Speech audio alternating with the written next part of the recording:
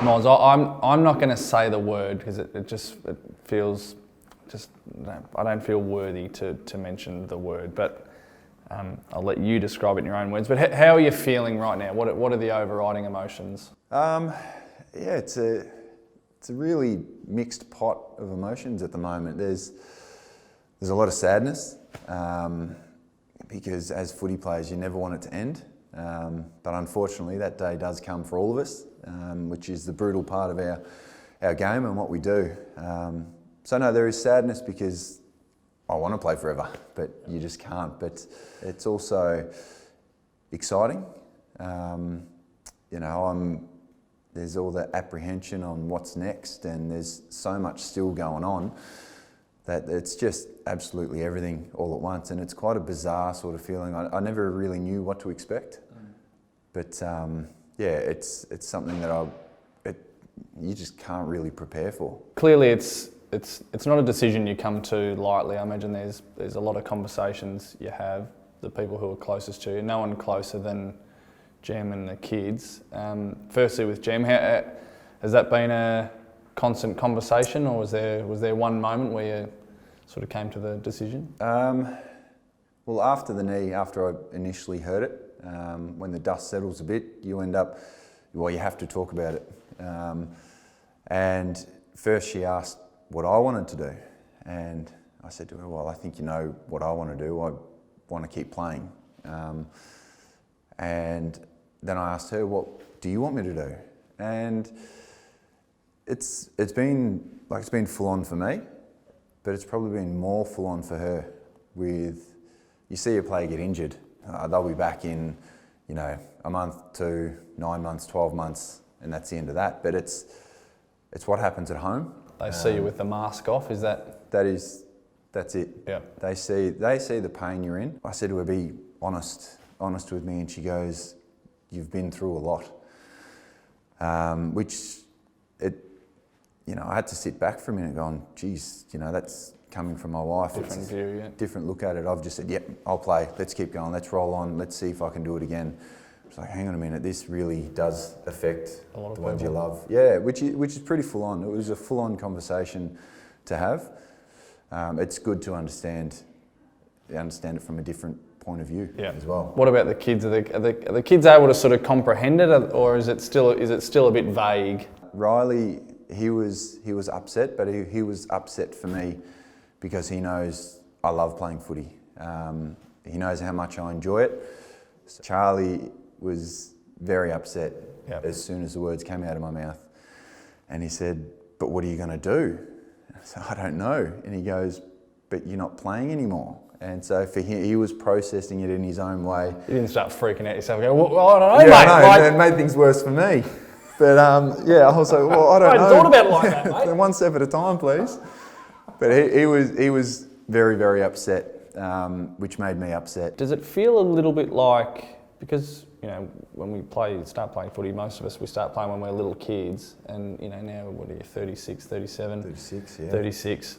Is it almost a bit like letting go of a part of your childhood?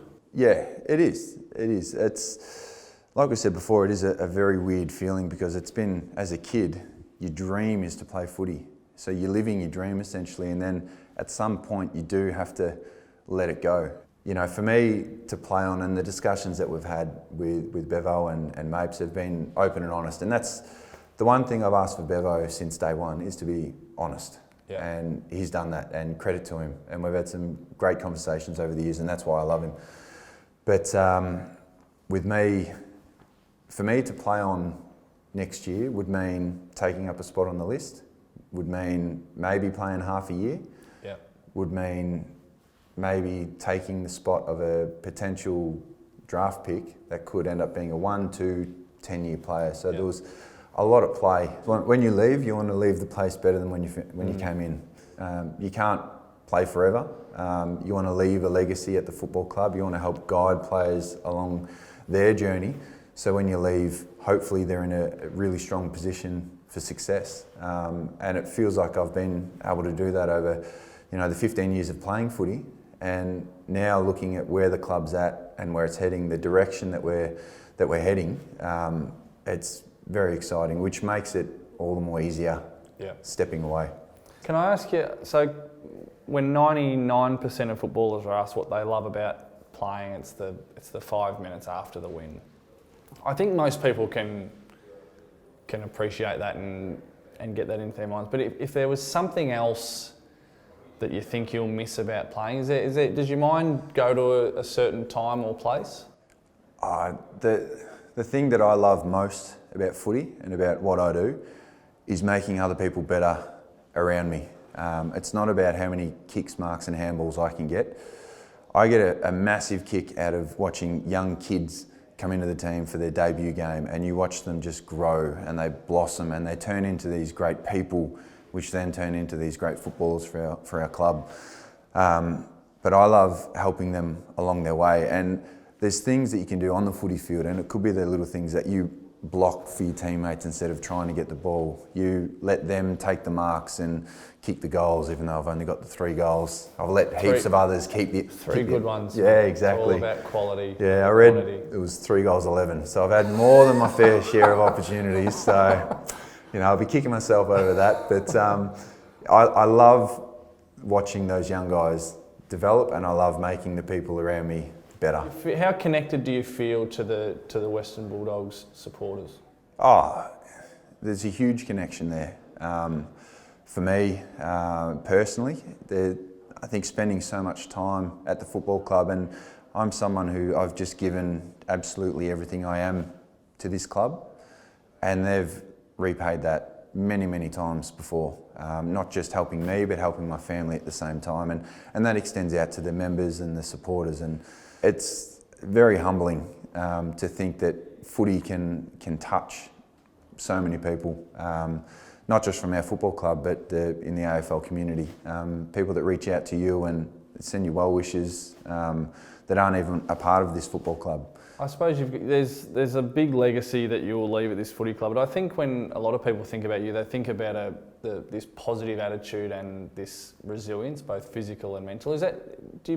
How much of that is innate in you, and how much do you think was developed over time with the clubs you played for, the people who coached you, the people, your family, that sort of thing?